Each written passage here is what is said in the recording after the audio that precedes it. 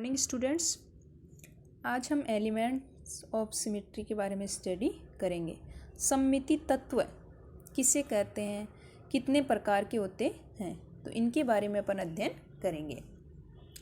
तो stereo isomerism में क्या होता है कि जो आणविक ज्योमेट्री क्या होती है कि आणविक ज्योमेट्री से रिलेटेड होती है, जिसे इसकी सममिति से सुपरिभाषित किया जा सकता है।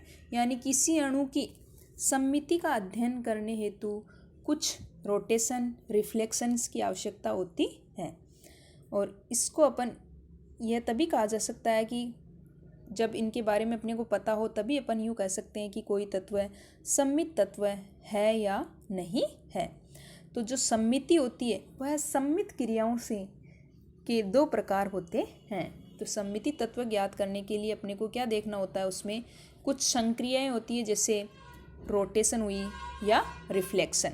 इनके बारे में अपने को देखना होता है कि उनमें रोटेशन उपस्थित है या रोटेशन के द्वारा या रिफ्लेक्शन के द्वारा जब अपन देखते हैं, तो अगर उसमें अपने को कोई सममिति तत्व उपस्थित है या नहीं है, इसकी अपन जानकारी कर सकते हैं। तो जो इन संक्रियाओं के मिलाने पर अंतः संक्रियाओं और अन्य सममिति तत्वों का निर्माण होता है, और कुल मिलाकर जो सममिति तत्व होते हैं वह तीन प्रकार के होते हैं।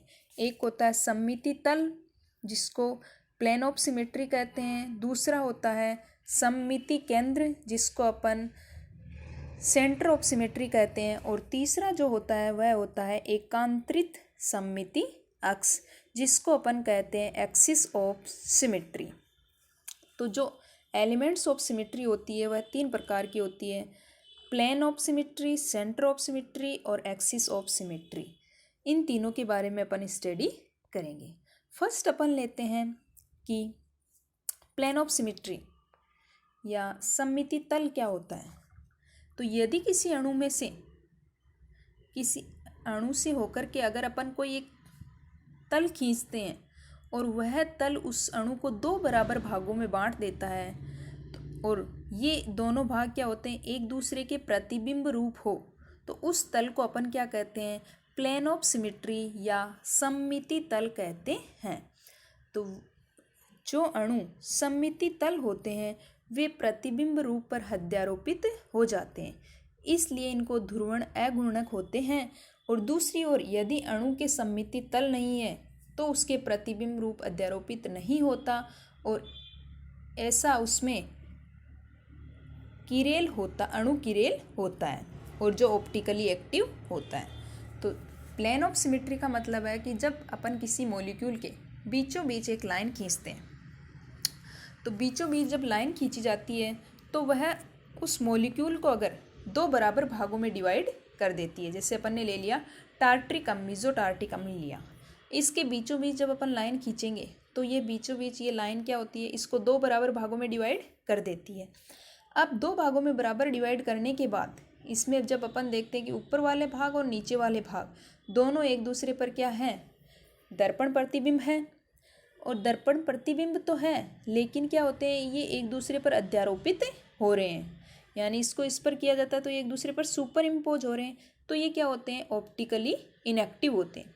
अगर ये सुपर इम्पोज नहीं होते तो इनमें सममिति तल अनुपस्थित होता, और सममिति तल अनुपस्थित होता तो ये ऑप्टिकली एक्टिव होते हैं। तो ऐसे कंपाउंड जिनके अंदर अगर प्लेन ऑफ सिमेट्री उपस्थित है तो वह ऑप्टिकली इनएक्टिव होते हैं। इसी प्रकार H2O है, तो इसमें भी क्या है, प्लेन ऑफ सिमेट्री उपस्थित है। बेंजीन है, तो बेंजीन में प्लेन ऑफ सिमेट्री उपस्थित है। एथीन है, एथीन में प्लेन ऑफ सिमेट्री उपस्थित है। तो जिन कंपाउंड्स के अंदर प्लेन ऑफ सिमेट्री उपस्थित होते हैं वह ऑप्टिकली इनएक्टिव होते हैं।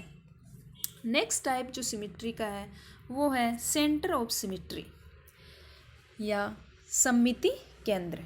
जब सेंटर ऑफ सिमेट्री की अपन बात करते हैं तो सेंटर ऑफ सिमेट्री में क्या होता है कि यदि एक अणु के अंदर कोई ऐसा केंद्र हो जिसको किसी अन्य परमाणु या समूह से जोड़ने पर बनी हुई रेखा को विपरीत दिशा में किंतु बराबर दूरी तक बढ़ाने पर समान परमाणु या समूह मिले, तो वह क्या कहलाता है, सेंटर ऑफ सिमेट्री कहलाता है। अगर ऐसा होता है तो उस यौगिक में या अणु में क्या होती है, सेंटर ऑफ सिमेट्री प्रेजेंट होती है। और अगर सेंटर ऑफ सिमेट्री अगर किसी कंपाउंड में या अणु में उपस्थित है तो वह क्या होता है, ऑप्टिकली इनएक्टिव होता है। फॉर एग्जाम्पल जैसे अपन ने मीजो टार्टरिक अम्ल लिया, मीजो टार्टरिक अम्ल को जब अपन ने दर्शाया तो उसमें क्या था कि इस रेखा से OH वाली से इधर की से इस इतनी दूरी से दूसरी साइड डाले तो दूसरी साइड भी अपने को क्या प्राप्त हो रहा है, OH। इसी प्रकार हाइड्रोजन से इधर वाले से सेंटर से इधर आ रहे हैं तो इतनी दूरी पर हाइड्रोजन है, तो अपोजिट डायरेक्शन में भी क्या है, हाइड्रोजन। तो मीजो टार्टरिक अम्ल में क्या होता है, सेंटर ऑफ सिमेट्री भी उपस्थित होती है। इसी प्रकार बेंजीन है, तो बेंजीन में जब अपन सेंटर से देखते हैं सभी दिशाओं में तो अपोजिट डायरेक्शन में इधर हाइड्रोजन है, इधर भी हाइड्रोजन है, इधर हाइड्रोजन है, इसके अपोजिट भी हाइड्रोजन है, इधर हाइड्रोजन है और इधर भी हाइड्रोजन है। तो इसमें भी क्या उपस्थित है, सेंटर ऑफ सिमेट्री उपस्थित है। इसी प्रकार अगर अपन ने ले लिया इस कंपाउंड में देखेंगे तो अपन को ऑपोजिट डायरेक्शन में देखना है, तो इधर हाइड्रोजन है, इधर क्या है CH3, और इधर CH3 है तो इधर क्या है, हाइड्रोजन। तो यानी कि अपोजिट डायरेक्शन में इसमें क्या है, सेम एटम नहीं है। तो इसमें क्या हो गया कि सममिति केंद्र अनुपस्थित है, यानी सेंटर ऑफ सिमेट्री अनुपस्थित होने की वजह से ये क्या हो जाएगा, ऑप्टिकली एक्टिव। इसी प्रकार इसमें देखेंगे कि अपोजिट डायरेक्शन में CH3, इधर भी CH3, इधर हाइड्रोजन और इधर हाइड्रोजन, यहाँ हाइड्रोजन और यहाँ हाइड्रोजन।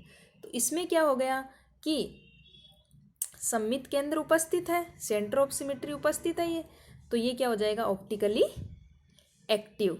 यानी कि जिनके अंदर सममिति केंद्र उपस्थित होता है वह ऑप्टिकली इनएक्टिव, और जिनके अंदर सममिति केंद्र एब्सेंट होता है वह ऑप्टिकली एक्टिव होते हैं।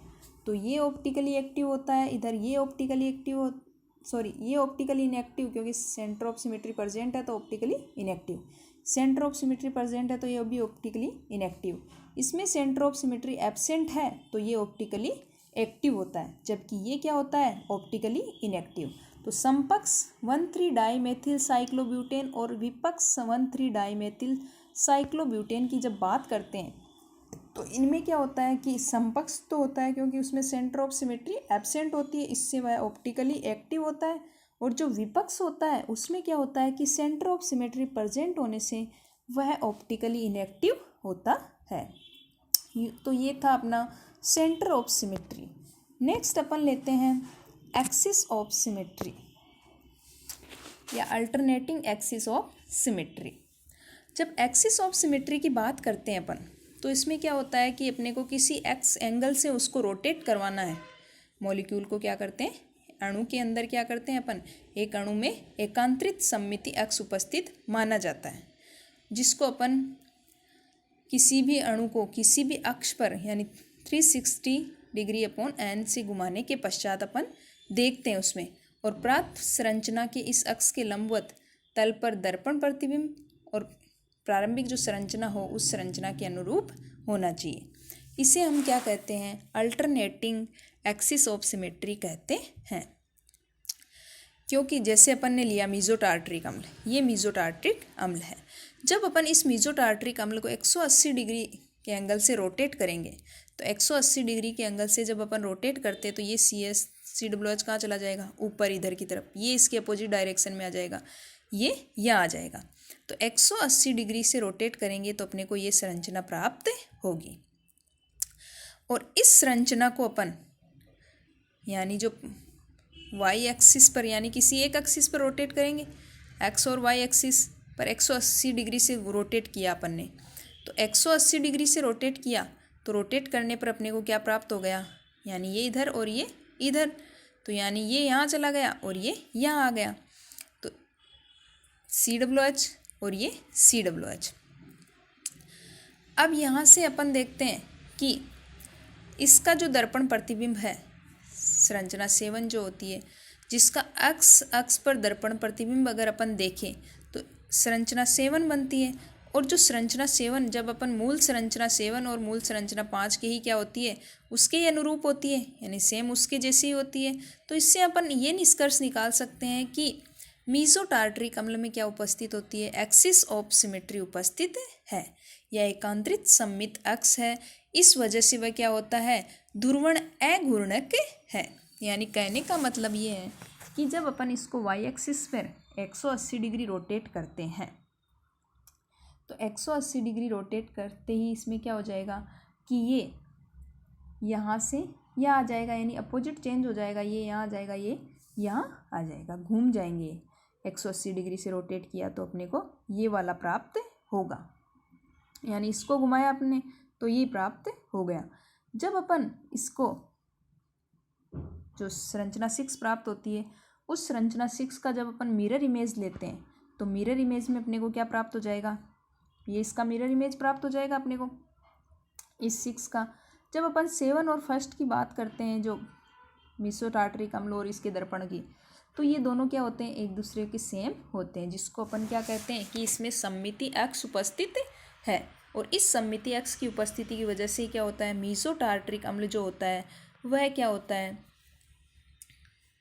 ऑप्टिकली इनएक्टिव होता है।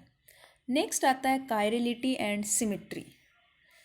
किरेलता या सिमिट्री क्या होती है, तो ऐसे अणु जिनमें कोई भी अगर सममिति तत्व उपस्थित है तो वह क्या होता है, एसिमेट्रिक होता है या असममित अणु होता है। यानी अगर किसी भी कंपाउंड में या किसी भी मॉलिक्यूल के अंदर अगर कोई भी सिमिट्री उपस्थित है, एलिमेंट ऑफ सिमिट्री उपस्थित है, तो वह अकिरेल या असममित अणु कहलाता है। कि जितने भी प्रारंभ में अपन क्या मानते थे कि जितने भी असममित अणु होते हैं वह ध्रुवण घूर्णक होते हैं। तो अगर सममिति तत्व न है तो उसको अपन क्या कहते हैं, एसिमेट्रिक मॉलिक्यूल। अगर सममिति तत्व उपस्थित है तो उसको कहते हैं अपन सिमेट्रिक मॉलिक्यूल। यानी सममिति तत्व प्रेजेंट है तो वह सममित अणु कहलाता है, और सिमेट्री तत्व अनुपस्थित है तो वह असममित अणु कहलाता है। तो प्रारंभ में तो ये था कि जिस अणु में कोई भी अणु अगर असममित अणु है तो वह क्या होता है, ऑप्टिकल एक्टिव होता है। और इसके विपरीत जो है, जो एसिमेट्रिक अणु है वह तो ऑप्टिकल एक्टिव होगा, और इसके विपरीत अगर कोई ऑप्टिकल एक्टिव है तो वह क्या होगा, असममित होगा। लेकिन ऐसा नहीं है। जैसे टार्टरिक अम्ल के संदर्भ में अगर अपन बात करते हैं तो टार्टरिक अम्ल क्या है, ध्रुवण घूर्णक है, लेकिन असममित नहीं है, क्योंकि इसमें क्या है, सममिति अक्ष उपस्थित होती है। जैसे अपन स्ट्रक्चर 8 और 9 की बात करते हैं, ये दोनों एक दूसरे के क्या है, प्रतिबिंब रूप है, जो कि एक दूसरे पर अध्यारोपित नहीं होते। और जो अध्यारोपित नहीं होते वह क्या होते हैं, आइसोमर्स कहलाते हैं या एनेंशियोमर कहलाते हैं, या ऑप्टिकली एक्टिव होते हैं। तो यहाँ पर जब अपन बात करते हैं टार्टरिक अम्ल में, क्योंकि टार्टरिक अम्ल में भी क्या उपस्थित है, केवल मेसोटार्टरिक अम्ल ऐसा है जो कि क्या होता है, सिमेट्रिक होता है, यानी उसमें सिमेट्री उपस्थित है। इस वजह से वह क्या होता है कि प्रकाशिक समावेता ऑप्टिकली इनएक्टिव होता है। जबकि बाकी टार्टरिक एसिड की बात करते हैं तो उसमें क्या होता है कि वह अपने दर्पण प्रतिबिंब पर अध्यारोपित नहीं होता और ऑप्टिकली एक्टिव दर्शाता है। तो इसमें क्या होता है कि ध्रुवण घूर्णक को अपन, ये जरूरी नहीं है कि उसमें किरेल केंद्र न हो, लेकिन इसके लिए क्या होता है, मॉलिक्यूलर कायरलिटी से किया जाता है। कि किरेल केंद्र से ही अपन ये ज्ञात नहीं कर सकते कि वह ऑप्टिकल एक्टिव होगा या ध्रुवण घूर्णक होगा, उसके लिए मॉलिक्यूलर कायरलिटी से किया गया है। तो किरेलता के लिए अपन क्या करते हैं कि दर्पण प्रतिबिंबों का अध्यारोपण से निर्धारित नहीं कर सकते होंगे कि उसमें एकांतरिक अक्ष की अनुपस्थित है, लेकिन ऐसे अणु जो किरेल नहीं होते, अकिरेल होते हैं, उन्हें सममिति तल की उपस्थिति से आसानी से पहचाना जा सकता है। तो पूरे में अगर अपने को उसकी ध्रुवण घूर्णकता के बारे में पता लगाना है कि ऑप्टिकल एक्टिव है या अनएक्टिव है, तो उसमें मॉलिक्यूलर कायरलिटी से किया जाना चाहिए। तो ये था अपना कायरलिटी और उसकी सिमेट्री। यानी केवल किरेलता से अपन उसका डिसाइड नहीं कर सकते कि वह ऑप्टिकल एक्टिव होगा या इनएक्टिव होगा, उसके लिए मॉलिक्यूलर कायरलिटी होनी जरूरी है। और मॉलिक्यूलर कायरलिटी में क्या होता है, उसमें किरेल केंद्र और उसके एलिमेंट ऑफ सिमेट्री के बारे में जानकारी होनी चाहिए, जिससे अपन डिसाइड कर सकते हैं कि कंपाउंड जो है या मॉलिक्यूल जो है ऑप्टिकल एक्टिव होगा या इनएक्टिव होगा।